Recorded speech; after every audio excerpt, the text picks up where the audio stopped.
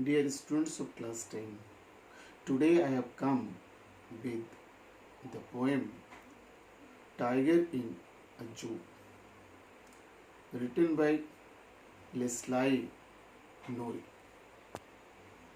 This poem is from your literature book, The First Flight of the second chapter. Next, this poem is not very tough poem, but it is a philosophical poem. The poet Nurai was born in England and he became a school teacher, then headmaster, then lecturer, then visiting professor in America. He was the professor of philosophy. So we find his philosophy in this poem too. He has written this poem in 5 stanzas based on the pattern ABAB. This is the rhyming scheme. The rhyming scheme of the poem is ABAB. Words he has used very simple and his thought is very high. Dear students, when we visit zoo, we enjoy ourselves to see the wild animals there. But the poet did not enjoy. The poet became very sad to see the tiger in the cage. He saw that tiger was very unhappy, moving here and there in the cage without paying any attention to the visitors who came to see him, and the tiger was busy in its own thought.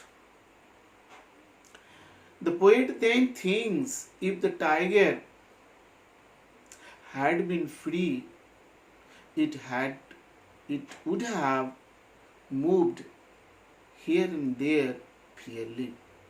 It would have hid behind a bush and watched the deer that came to drink water. Because deer, you know very well, is the food of the tiger. But it also tells that he would have created fear in the village nearby the forest. His face was very dangerous, you can say, very very, very, his face was creating fear on the looker. If tiger was free, it was not in the zoo, the people would see the tiger and run away. But here in the zoo, the tiger was sitting and people are enjoying seeing the tiger. There is no fear between the people, between the visitors and the tiger. Tiger was not paying any attention to the visitors. Visitors were seeing how the tiger is moving in the cage. Next it is in the last stanza when the poet tells that the tiger, about tiger tells, it hears the last voice of night, the patrolling cars. He stares with brilliant eyes at the brilliant stars. You see, the last stanza of this poem, how philosophical it is. The poet tells that it is looking at the sky. Tiger is looking at the sky not for enjoying itself, but for complaining God, because we think that God lives beyond the sky, or God lives just another side of the sky, and that is why it is complaining to God about his condition. God has made it for moving freely in the forest, but man captured it and put it in the case.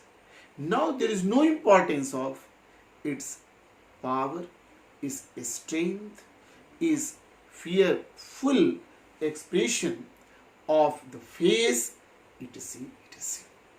So the poets appeal to the people, to the man who captures tiger and put it in case. He wanted to tell that don't keep the tiger in the cage because it will enjoy its free life.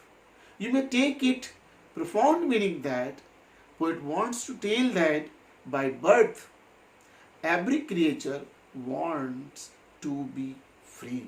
That should not be captured in the case, that should not be made the slave, and that should be made free to move and enjoy the life on earth. That's all. Thank you, my children, my students.